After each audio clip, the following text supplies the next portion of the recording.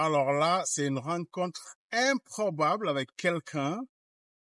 Je suis sûr tout le monde connaît le nom, évidemment peut-être le visage un peu moins parce qu'il a un peu changé. Pas beaucoup de rides, mais je vous présente Mister. On va pas demander la carte d'identité, on va juste se présenter parce que je vous connais, mais ceux qui vous regardent, allez, qu'est-ce qu'on dit? Alors, je m'appelle Ari Vatanen. Ari Vatanen, les amis, No. Ari Un Vatanen. finlandais têtu. Quelquefois, j'étais là pour aventure humaine qui s'appelle Paris-Dakar.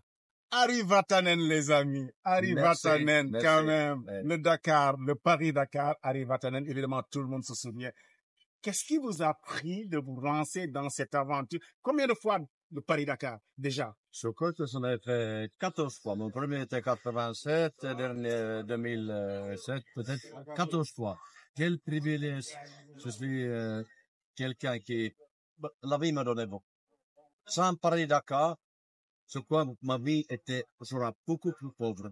Quel enrichissement Paris-Dakar. Merci Sénégal, merci Mais quand on fait la première étape, on se dit, ouf, je suis arrivé. On se dit plus jamais ou on se dit encore?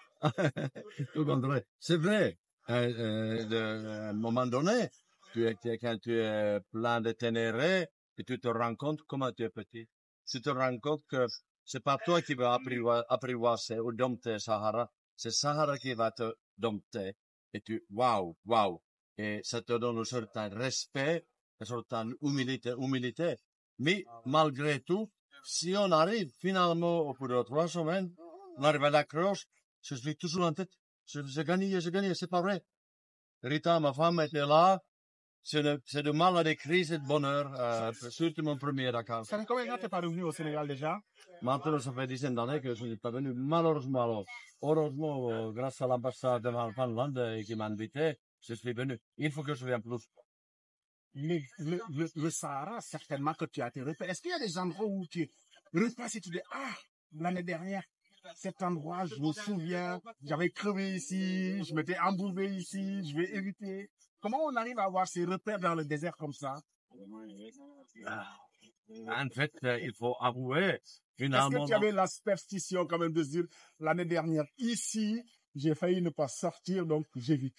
Évidemment, c'est vrai, on le fait, mais quand même, il y a un autre endroit qui va te faire piéger, et c'est ça la Sahara tout le temps. Tu as besoin beaucoup d'humilité.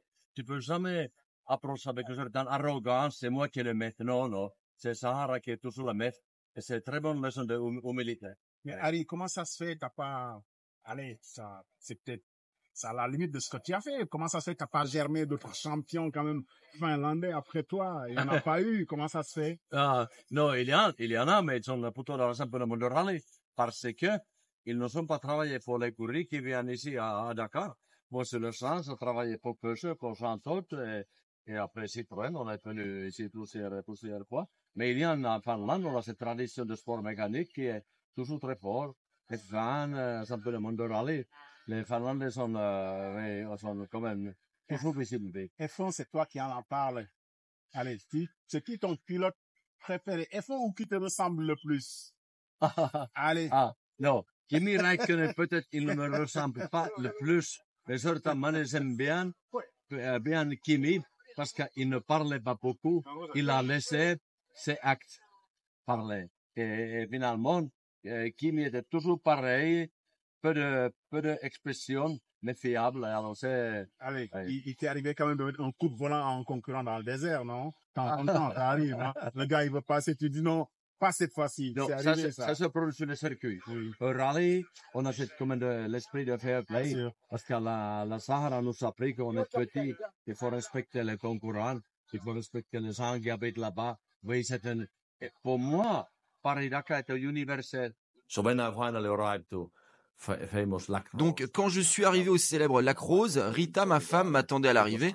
C'était surréaliste. La joie était irréelle. Gardez en tête que j'étais littéralement revenu de la vallée de la mort et j'arrivais en pleine lumière au Lac Rose en remportant le Dakar. Comment dire, il n'y a pas de mots pour décrire le bonheur que j'ai ressenti. I mean, I don't know. There are no words to describe how happy I was.